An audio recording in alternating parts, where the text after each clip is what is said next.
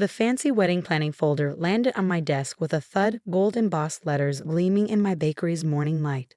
The Harrison Montgomery wedding. My sister's $1 million wedding.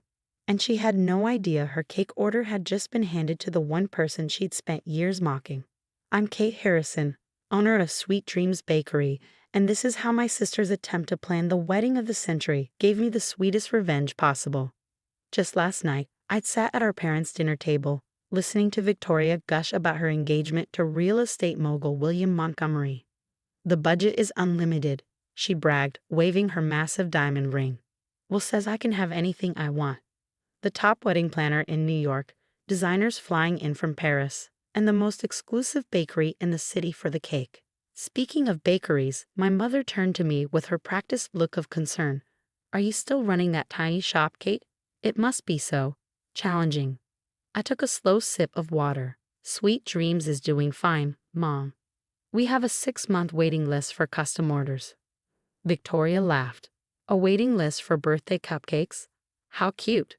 What my family didn't know was that those cute cupcakes had just been featured in Vogue.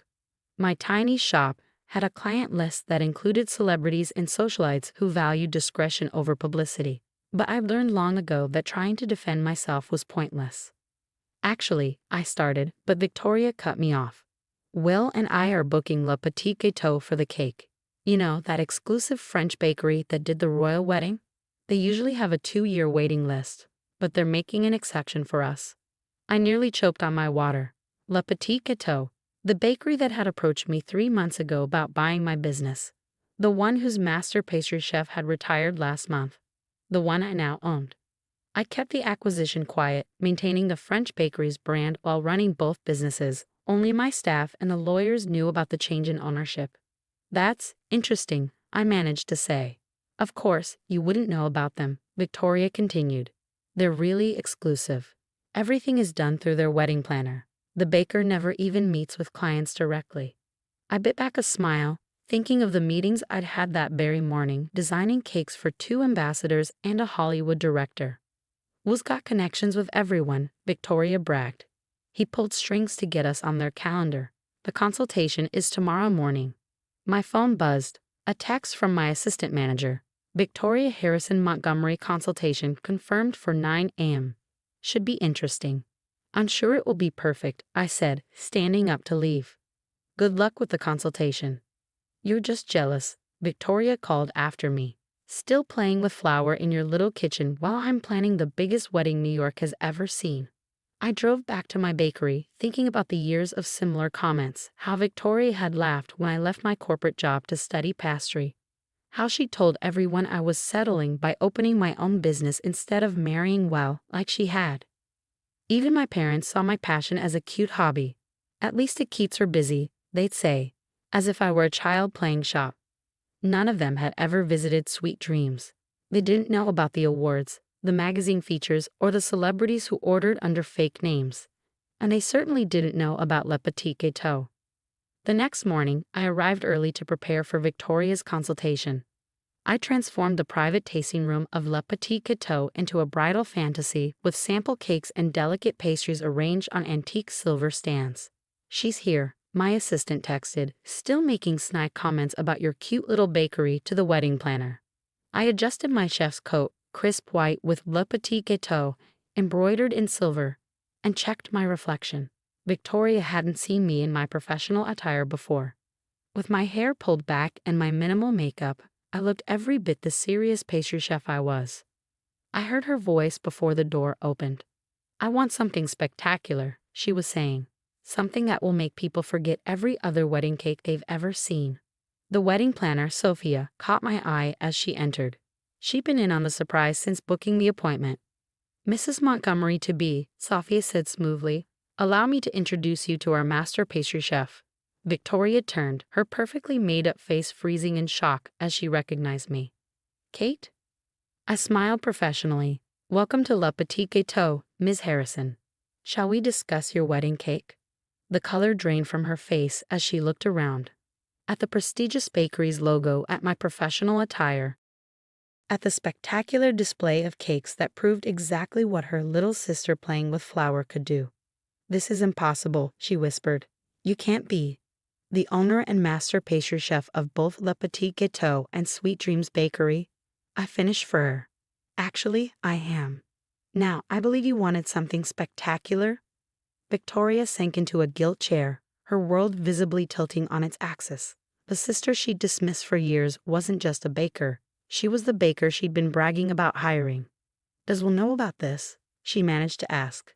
Mr. Montgomery has been a client of mine for years, I replied calmly. Those birthday cakes he orders for his mother? The ones you've called divine at every family gathering? Those came from my tiny bakery. The wedding planner hid a smile behind her portfolio. She'd seen plenty of bridezillas, but watching one realize her own sister was the exclusive baker she'd been name-dropping. This was new. I opened my design portfolio. Now about your cake. You mentioned wanting to make people forget every other wedding cake they've ever seen. Victoria stared at me, then at the stunning displays around us, then back at me. For the first time in our lives, she was speechless, and I was just getting started. Victoria's consultation lasted 2 hours. I watched my sister cycle through denial, anger, bargaining, and finally, surprisingly, acceptance. So all those celebrity cakes I've seen on Instagram, she said weakly, flipping through my portfolio. Sweet Dreams Bakery, I confirmed. We just don't advertise the client names. And the cake for the governor's daughter? Le Petit Gâteau. Though technically, both bakeries are mine now. She stared at the sketches I prepared, elegant designs that would make her wedding cake the talk of New York society. These are incredible, she admitted. But why didn't you ever tell us? I raised an eyebrow. Would you have listened? Last Christmas, you called my career playing around in a kitchen during the family dinner. She had the grace to blush. I didn't know? No, I agreed. You didn't. None of you did. Because none of you ever bothered to visit either of my bakeries or take my work seriously. The wedding planner, Sophia, cleared her throat. Ms. Harrison, shall we discuss the cake design you've proposed? The sugar flowers alone will take 3 weeks to craft. Victoria's eyes widened as I explained the complexity of what I'd designed. 6 tiers of handcrafted perfection, each layer telling part of her love story through intricate details. The kind of cake that would indeed make people forget every other wedding cake they'd seen. This would be on every bridal magazine cover, Sophia added. If, of course, that's what you want. Victoria looked at me. If? What do you mean? I closed my portfolio. Well, you have 2 options. You can either find another baker, though good luck booking someone of this caliber on short notice, or you can let your little sister playing with flour create the most spectacular wedding cake New York has seen this decade. While telling everyone it's from Le Petit Gâteau, she said slowly. No, I corrected her. While telling everyone it's from both Le Petit Gâteau and Sweet Dreams Bakery, a special collaboration between the 2 most exclusive bakeries in the city, both owned by your sister. She sat back, processing this. Mom and Dad are going to have a fit. Mom and Dad are going to have to accept that their daughter who settled for being a baker is actually rather good at it. Just then, my phone buzzed. The text made me smile. Excuse me, I said, standing. I have another client arriving. The British ambassador's daughter. Sophia can handle the rest of the details. Victoria grabbed my arm as I passed. Kate, wait. Will you really do my cake? I looked at my sister, really looked at her, and saw something I'd never seen before. Respect. Of course I will, I said. You're still my sister. Just make sure to spell both bakery names correctly on the wedding program. The next few weeks were interesting, to say the least. Victoria called our parents right after the consultation. I could hear my mother's screech of disbelief from across the room. They showed up at Sweet Dreams Bakery the next morning. Why didn't you tell us? My mother demanded, looking around at the elegant shop with new eyes. About which part? I asked, piping delicate roses onto a celebration cake. Sweet Dreams success. The celebrity clients, buying Le Petit Gâteau. You never seemed interested in the details of my little hobby. My father picked up a framed magazine article, my feature in food and wine. We didn't know. You didn't ask, I corrected him. You were too busy bragging about Victoria's engagement to notice what I was building. The work on Victoria's cake began a month before the wedding. Each tier required days of preparation. Each sugar flower had to be perfectly crafted. My team worked with the precision of surgeons, knowing this cake would be our masterpiece. The morning of the wedding, I personally oversaw the cake's installation at the Plaza Hotel. 6 tiers of white chocolate and Madagascar vanilla, decorated with hundreds of handmade sugar flowers so realistic that guests tried to smell them. Hidden within the design were subtle symbols of Victoria and Will's relationship. The Eiffel Tower where they met, the Manhattan skyline where they lived, tiny details that told their story. Victoria came to see it before the reception. "Kate," she whispered, tears threatening to ruin her perfect makeup. "It's the most beautiful thing I've ever seen." "Wait until you taste it," I smiled. "I added that caramel filling you loved as a kid. Remember? From the cakes I used to make for your birthday?" She hugged me then, careful not to crush her designer dress. "I'm sorry," she said, "for everything, for not seeing how amazing you are at this." The cake was a sensation. Photos went viral on social media. Wedding magazines demanded interviews. Even my parents had to admit that their bakery hobbyist daughter had created something extraordinary. 1 month later, I sat in my office at Sweet Dreams, looking at the latest wedding magazine cover featuring Victoria's cake. The article mentioned both bakeries, noting that the mysterious owner, me, had created a new standard in wedding cake artistry. My phone buzzed with a text from Victoria. "Help. Emma from the club wants to book you for her daughter's wedding. She's offering to pay double." I smiled, thinking of my 2-year waiting list and the celebrities begging for appointments. "Tell her to call the bakery," I replied. "Standard booking procedure. No special treatment, even for your friends." "But she's offering serious money," Victoria protested.